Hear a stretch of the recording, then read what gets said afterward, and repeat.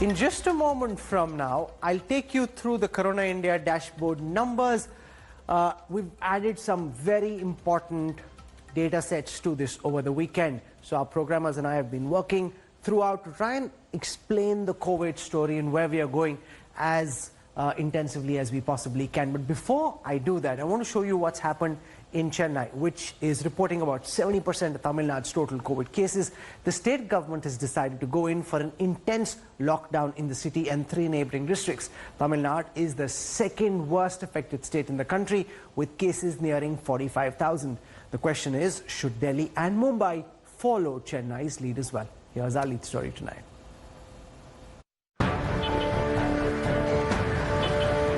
A complete lockdown in Chennai and 3 other districts of Tamil Nadu from 19th to 30th June. With Tamil Nadu being the second worst hit by coronavirus, the state government has tightened curbs. In Chennai, Kanchipuram, Chengalpattu and Tiruvallur, only essential services will be allowed. Grocery and vegetable and medical stores will be open from 6 a.m. to 2 p.m. Ration shops will be open between 8 a.m. and 2 p.m. Cabs and autorickshaws will not be allowed. Hotels and restaurants can function from 6 a.m. to 8 p.m. but only for takeout and deliveries. While tea shops won't be allowed. Amma canteens and community kitchens will operate as usual. There will be 33% workforce in government offices, and those living in containment zones will have to be at home. The state government is calling it a maximized restricted lockdown. Almost 70% of Tamil Nadu's over 44,000 cases are from the state capital, Chennai alone. The city is going to see an intense lockdown with people being asked to buy essentials within a 2-kilometer radius. And on Sundays, there will not be any relaxations at all. And other states too seem to be moving towards a relocking. Punjab government has announced a complete lockdown on weekends and on public holidays. It has also sealed its borders with interstate bus services to capital Chandigarh being suspended. The Madhya Pradesh government has decided to completely shut Bhopal on Saturdays and Sundays in view of an alarming rise in the number of coronavirus cases. But with over 41,000 cases, the capital Delhi has decided not to go for a lockdown so far. As Chennai relocks, the question is, will Mumbai and Delhi that continue to witness a daily surge also impose restrictions to contain the spread?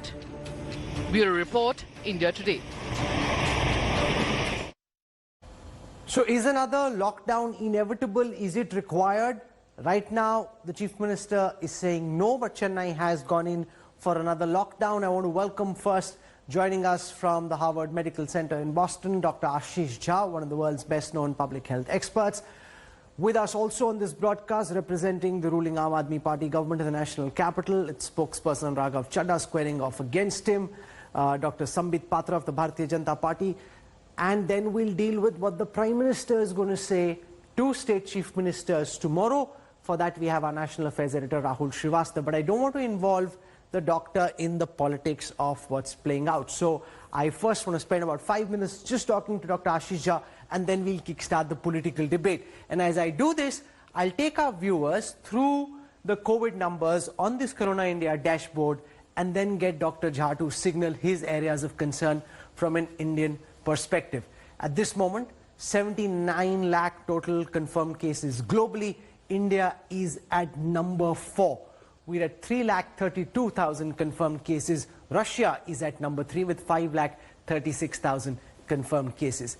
Here is a look at the daily graph, which shows that if you were to look at India, the graph is continuing to grow up. In fact, every day, virtually every day, we're seeing the highest numbers so far being reported. So we are far from being able to tame this graph or from being able to ensure that it starts plateauing or then coming down.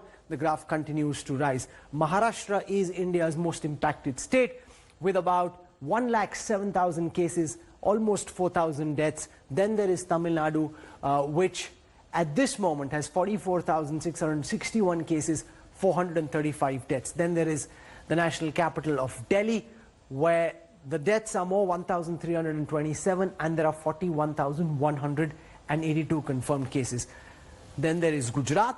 Gujarat has 23,000 confirmed cases, 1,477 recoveries.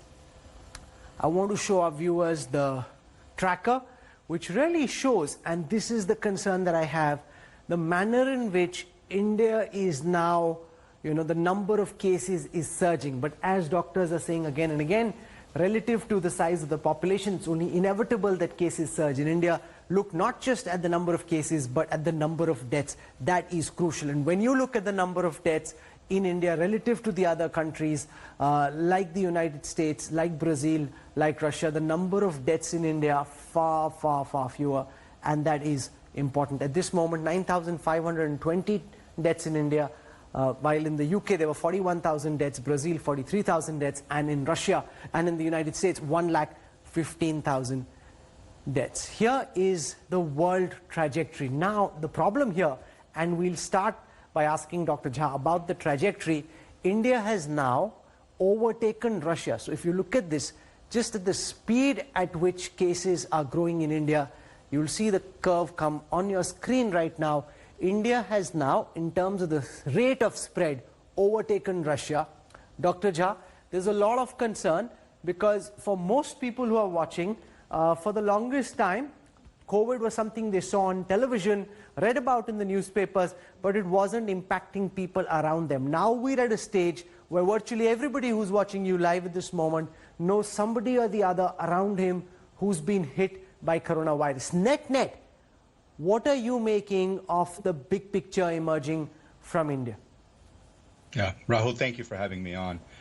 I am worried, and I am worried not because of all the cases India has. On a per capita basis, India still has few cases and few deaths, but the trajectory, the path, the constant day-to-day increases are very concerning to me. And when I look at that and I think 10 to 12,000 people getting identified, that's much more than where India was even just a couple of weeks ago. And then I project out and I think, okay, so what's going to stop this? What's going to break this exponential curve? Because if we do nothing, the number of cases will continue rising, number of new cases will continue rising every day. And I am worried that the lockdown has already been done. I think there's very little appetite. I know that Chennai is going to do it again, but it has a big cost. Outside of a lockdown, there are only a couple of other things we know about stopping and slowing down the spread of this virus. And I'm just worried about whether India is going to be able to do all of that or not.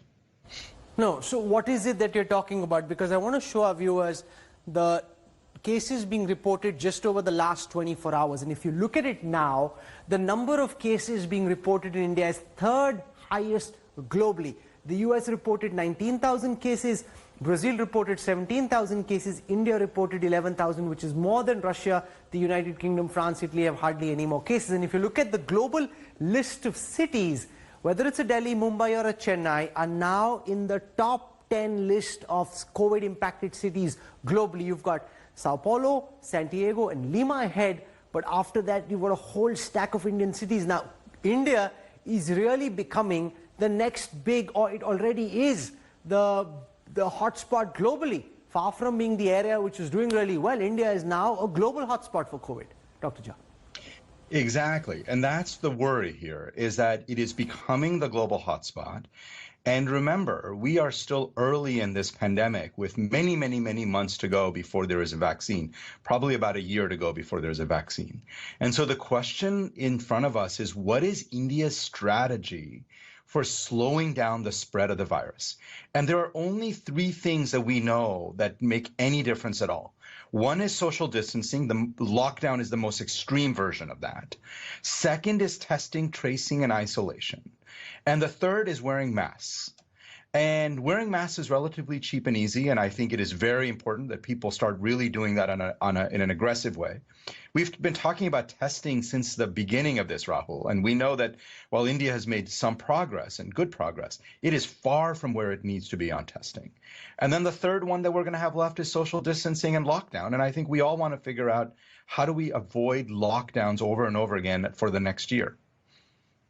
You know, you're talking about testing, and I want to show our viewers the testing data, and I want to tell you that we've got important spokespersons from both the government that's ruling at the center and at the state Dr. Sambit Patra and Raghav Chaddha with us. And I want everyone to look at this data. And this is where I think political leaders are to blame, because if you look at a state-by-state breakup of testing data in Delhi particularly, this yellow line is Delhi. I'll pull it out on your screen right now.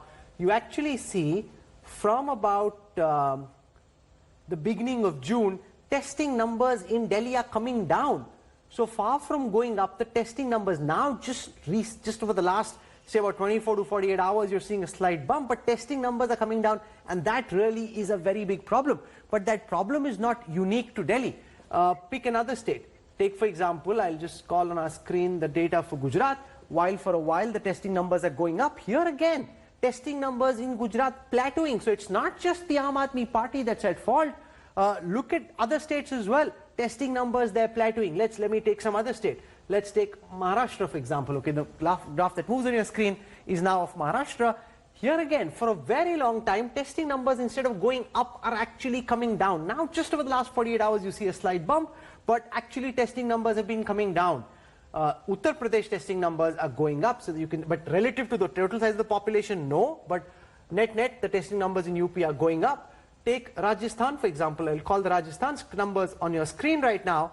There again, Rajasthan numbers, which at the beginning of June were much higher, are now actually coming down to about 13,966. Do you want to tell the netas who are listening to you live right now, Dr. Jha, why testing numbers coming down and why trying to artificially find some way of deflating testing data is hugely problematic? Yeah, so look, I'm not a political person, and this is not to me a political fight. To me, the whole purpose of the lockdown, which I supported when the lockdown happened, I said, I think this is a good idea from a public health point of view. The whole purpose was to buy time. So what are you buying the time to do? You're buying time to build up a very extensive testing and tracing program. And I am worried that India had a very long lockdown, very costly, was good for curtailing the virus, but did not use that time adequately to build up the testing infrastructure. And now that cases are surging, this is where the testing should be surging. We should be substantially increasing the number of tests across the country. I am worried there are hotspots that we're missing because we're not even testing in those places, and we're missing a large numbers of cases.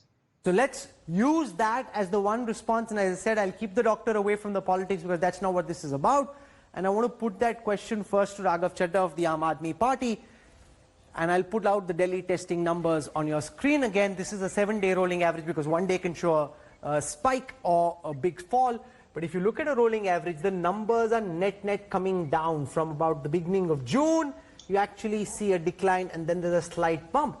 Raghav Chaddha, Dr. Asish Jha and every other doctor will say the whole idea of the lockdown was to ramp up testing capacity significantly. Rather than do that, state governments have actually been trying to reduce the amount of tests being done. Now that's changing, but he says it could probably already be too late. I think we need to look at the reason why this graph has suddenly fallen. The reason is not that one has not been able to ramp up its testing facility. One has been able to do that over the last 75 days, and quite significantly. The reason for this is a guideline issued by the ICMR on the 18th of May 2020, version 5, which outlines 9 points and says that these are the 9 types of personalities that can be tested.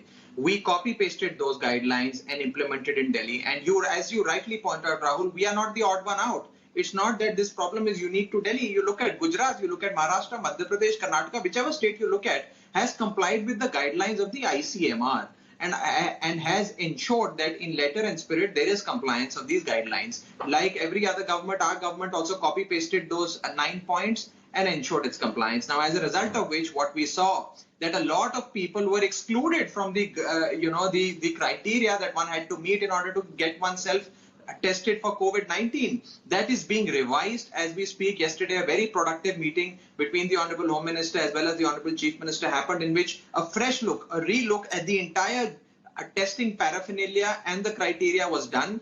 And we are given to understand that very soon the numbers will increase rapidly, and testing facility in Delhi and the criteria will see an upward revision. Dr. Asish Jha, do you believe the Indian Council for Medical Research is to blame here? That the governments are claiming that they just copied the criteria laid down by the ICMR, which is the nodal medical body, and therefore, you can't really hold this against the governments because that's what the ICMR wanted. What's your view, sir? So look, I'm not going to get into the details of this. What I will say is when I look at the data in India and I look at how much testing is happening, I completely agree this is not a problem of a single state or two. I see this as a problem that is across the whole country. And it's probably a combination of guidelines and having adequate testing supplies. But really, this should be priority number 1, 2, and 3 for both the federal government, the central government, and the states to ramp up testing. And if ICMR guidelines are restricting that, then we need to have a conversation about revising it, which sounds like that's already happening. But this is very, very important to curtailing the disease. Dr. Patra, we saw the Home Minister in action over the weekend and today going to the Loknaik Jayaprakash Hospital, which incidentally is a state government hospital, even though there was no state government minister with him, virtually taking charge. So is Amit Shah now the man who's taken it upon his shoulders to try and ensure that Delhi doesn't fall into an abyss? No, of course. I mean, it was a welcome move. Today, the Home Minister was at LNJP, and I mean, this was a confidence-building measure as far as Delhi is concerned. Everyone in Delhi, you and me, all those who stay in Delhi are really worried about the kind of tentacles this pandemic has spread across the state. Secondly, and most importantly, it is quite easy to blame ICMR, the WHO, and everyone else, but to really introspect. I'll tell you without being politically correct as to why I probably feel that these testing numbers went down for a while in many states. There has been a kind of competition amongst the states, to project that they are the ones who are containing this disease in the best possible manner and they have the least number of diseases. So in fact, in this political competition to project their governance in the best possible state, many states have taken down the testing level. Many states have gone to the extent where they compromised with the people's health out there, but finally realized that you cannot compromise with the people's health. It's not just the testing number. Death numbers were projected in a wrong way by many states, and we have had n number of debates about that. I don't really want to politicize it, but this kind of state competitiveness is going to only create problem for the people and the residents of the state. We have to do away with it. And I firmly believe, borrowing from Dr. Jha over here, that it has to be targeted and tailoring approach. You have to target the areas and you have to tailor special approaches for these targeted zones. For instance, you would agree, Rahul, that as far as India is concerned, there are 5 to 6 hotspots across the country which amount for the 80% cases that we see in India. For instance, Chennai, Delhi, Mumbai, Ahmedabad, some parts of Rajasthan. So these 5 or 6 areas need to have their own tailor-made solutions, and that's going to help us a big way. Jha, what do you make of this competitive politics where somehow it seems to state governments that if the number of cases surge, then it throws up their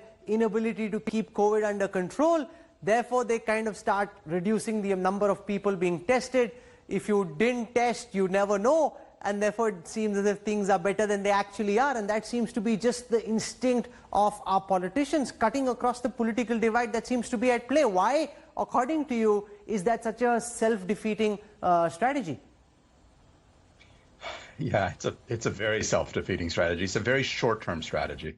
It might get you some good headlines for a couple of weeks, but in the long run, the virus will win. This is, by the way, we're seeing the same issue play out in Brazil with President Bolsonaro. Our own President Trump has tried to downplay testing for the same kind of mindset.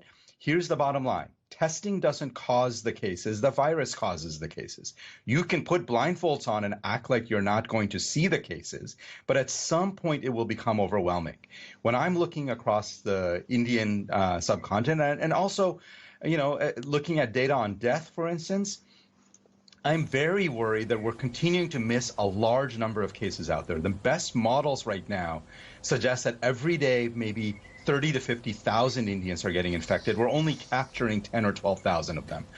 This is not any way to curtail and control this pandemic. We have to be much more aggressive on testing, and avoiding it is not going to get us where we need to go. I saw some reports put together by epidemiologists which seem to suggest, Dr. Jha, that India could, over the next few weeks, overtake the United States as well and become the #1 COVID hotspot globally.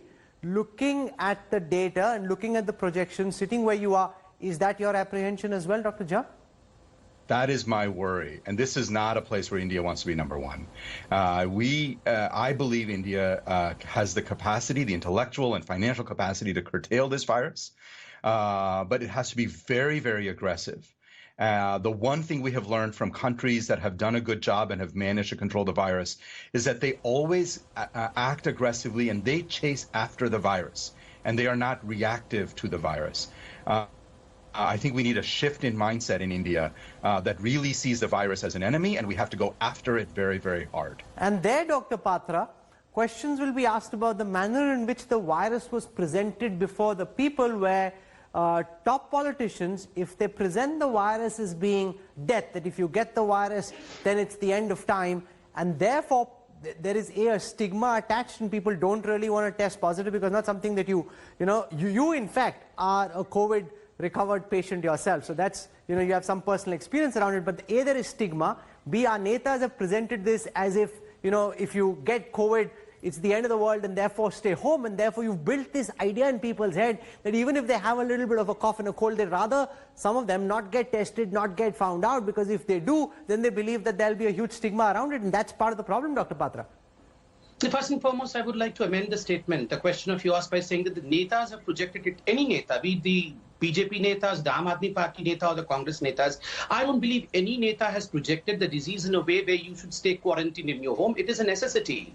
Right now I was listening to Mr. Jha, Dr. Jha rather, and he was saying that one of the 4 pillars on which this whole fight rests is, one of the most important pillars is quarantine and isolation. That is important. That is how we fight the disease, number one. Well, yes, stigma is attached. There are 2 parts to the fight in this disease. One is the government's preparedness, the state government, the central government's preparedness. And the second part is the responsibility of the citizens of this country. And over here, well, yes, it is the duty of every government to make people aware about the fact that there is no stigma attached to this disease. Anyone can suffer from this disease. Be prepared, but don't be panicked. Take precautions, but don't be panicky about it. But secondly, well, yes, we have seen people throwing out COVID warriors out of their rental homes. We have seen people attacking those who have suffered from COVID. So this is not we have seen people, in fact, really thinking as if anyone who is a COVID patient should not stay in my locality. These are citizen responsibility, which we all, as newsmakers, as politicians, as doctors, as advertisement agencies, have to come forward and teach them that, for God's sake, do away with any kind of stigma. Raghav Chaddha, Chennai has gone in for another lockdown. We heard the Delhi government say there's no need for a lockdown in Delhi. If 4 districts in and around Chennai have felt the need for a lockdown, why do you say that there will be no lockdown in Delhi, or it's not required?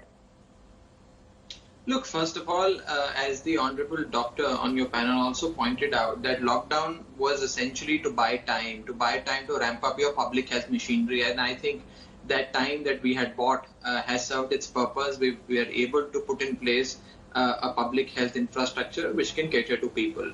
The objective of the lockdown wasn't to eliminate COVID-19, simply because it cannot be eliminated by pausing economic and social activity for a few weeks. And that is what various countries across the globe have taught us, and one has learned from their experience. I think lockdown has served its purpose. What we really need to understand is the following. First of all, there needs to be a behavioral change, a permanent behavioral change until a vaccine comes out, which will include wearing of masks, which will include strict enforcement of social distancing as well as sanitization. Number 2, India must admit that we're in community transmission. Recently, I read a report published by the ICMR where they clearly said that we're not in stage 3, we're not in community transmission. If this is not community transmission, then what is? And I think we must acknowledge that we're in stage 3 and then accordingly plan. We are still sort of living in this denial mode where we keep on saying and planning as if we're in stage 2. Thirdly, do you believe this when the government says, and they've been asked this question so often, including, forget what the netas say, even the Indian Council of Medical Research, when it is asked this question, it says, no, we are not in community transmission. And I read up what I could publicly about what community transmission means, and broadly I understood that if the case is being transmitted in the community without knowing the source, and the source isn't somebody from outside, then you're in community transmission. It seems pretty clear as daylight that India is in community transmission, at least to me as a layperson, as a qualified medical expert and one of the best in the world. Do you believe the statement by Indian Medical Council or by the Indian government when they say, no, we're not in community transmission, sir? So of course, India is in community transmission. This is something I've never really understood why there's any question about this. You know, if you think about the 11,000 cases that were identified yesterday, they weren't all travelers from other countries. They all got the virus in India, in the community that they live in. There is, by definition, community transmission. I think this is a distraction. I think we need to really focus on how do we curtail the virus and not have a discussion about whether there's community transmission or not. Because the answer is Sambit yes. Patra needs to respond to this. You're a qualified doctor yourself, Dr. Patra, and if you go through the definition of what community transmission means, and here you've got one of the world's top experts telling us the same thing. He's just laughing it off, saying, of course we're in community transmission. Where is the doubt? Then why are we in denial, Dr. Patra?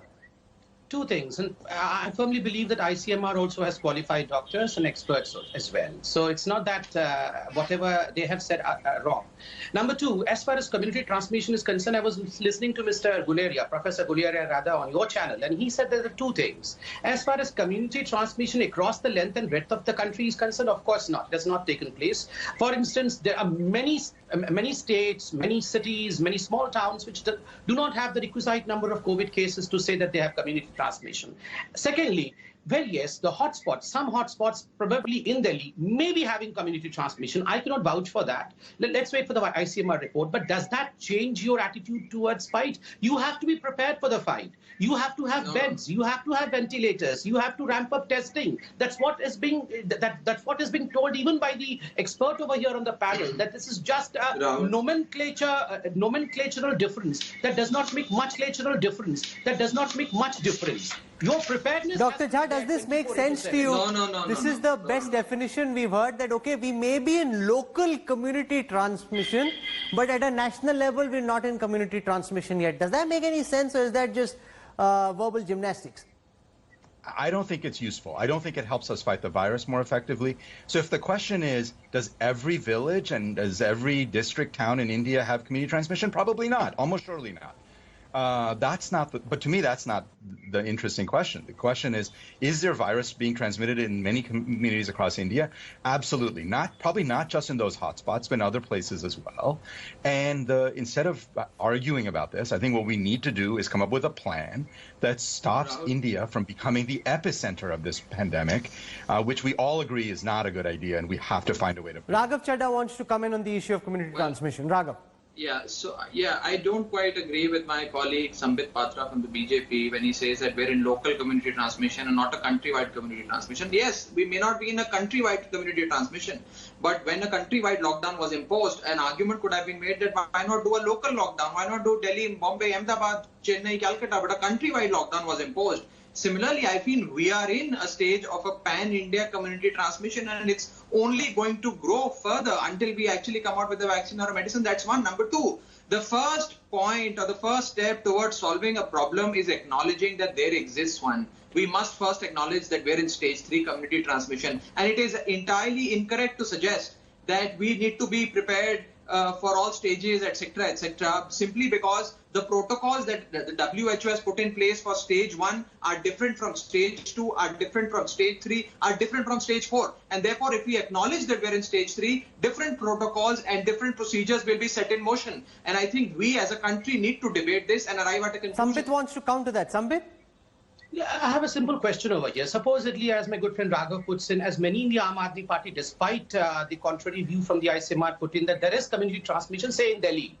So did the WHO prevent Mr. Arvind Kejriwal from visiting the LNJP hospital? I do not say that. I mean, there is no guideline from WHO that the Delhi Chief Minister should not have visited LNJP and taken the stock of a situation. They do not either prevent Arvind Kejriwal ji from having 30,000 beds as he had promised, nor does the WHO or the ICMR prevent the Delhi government from having the requisite number of ventilators. It does not prevent them. Please go ahead and do that. Supposedly, you say that there is a community transmission across the length and breadth of Delhi. So where is the preparedness is my question. Okay. Or are we going to So the debate is now, Dr. Jha, getting very political, so I'll let you go. I don't want to hold you up and get you involved in this Indian political tutu-mem. I appreciate your time and the thoughts that you put out. Thank you very much, Dr. Jha, for joining us with your thoughts from the Harvard Medical Center. But Raghav Chaddha. Hello everyone, this is Rahul Kanwal here. Hope you enjoyed this video. For the latest news and analysis, like and subscribe the India Today YouTube channel, and don't forget to press the bell icon to stay updated.